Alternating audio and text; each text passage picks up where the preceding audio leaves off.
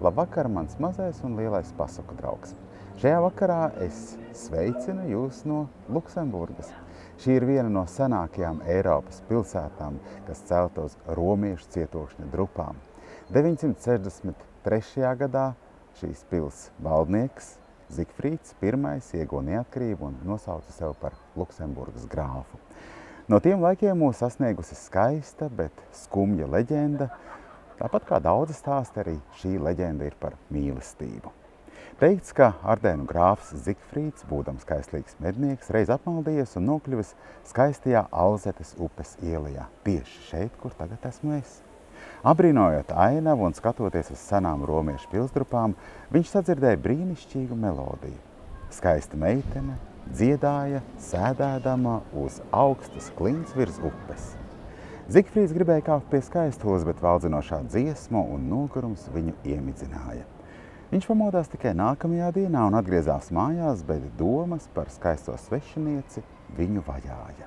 Reizēm gan šķita, ka viņš to visu ir iedomājies sapnī, un tomēr laiku pa laikam grāfs atgriezās tajā vietā, līdz beidzot satika skaistuli.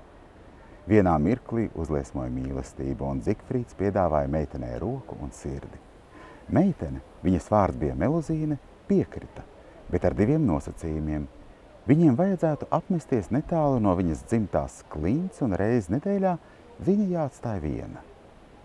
Steidzoties piepildīt mīļotās vēlmes, Zigfrīds iemainīja savas zemes un kļuva par Alzetes ielas īpašnieku, kur uz bokas stāvajām klintīm uz veca cietokšņa drupām uzcēla pili. Blakus cietokšņa sienām atradās klints, kuru viņa līgava negribēja pamest. Grāfs savu pilsētu nosauca par Lucimburgu, kas no senās Lotringas valodas nozīmē maza pils. Pagāja gadi, pāris bija laimīgi, un Zigfrīds nekad netraucēja savu sievu tajā nedēļas dienā, ko viņa pavadīja vienatnē. Viņu neinteresēja tas, ko viņa dara. Bet grāfa draugi, zinādami par aizliegumu, viņu nelika mierā un nemitīgi tirdīja. Kādu dienu viņa pierunāja Zigfrīdu paskatīties pa atslēgas caurumu. Viņa teica, ka tas nebūšot zvērestu pārkāpums. Grāfs, vēlēdamies ātri atbrīvoties no kaitinošajiem draugiem, pielīcās pie bedres un ieraudzīja sievu vannā, ķemmējot savus graznos garos matus. Meluzīne dungoja dziesmu, un pēkšņi kāju vietā no ūdens pacēlās zivs aste. Zigfrīds šausmās iesaucās viņam sekojot, Meluzīne izskrēja no pils un nometās no klints tieši upē. Tā viņa laimīgā dzīve beidzās bēdīgi.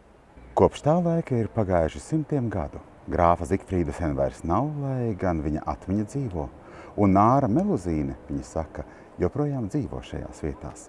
Ik pēc 7 gadiem viņa parādās uz klints un gaida, kad kāds viņu atkal atbrīvos no Alzetes upes gūsta. Varbūt viņa tagad dzīvo kopā ar kādu, bet mēs par to neko nezinām. Un šis piemineklis, ko jūs redzat, ir veltīts tieši Meluzīnei Alzetes upes krastā. Nu ko, šī vakara pasaka no Luksemburgas ir galā, lai salds miedziņš, un jau novembrī mēs tiekamies Latvijas patriotisma mēnesī. Jūs gaidu patīkamu pārsteigumu. Ar labu nakti!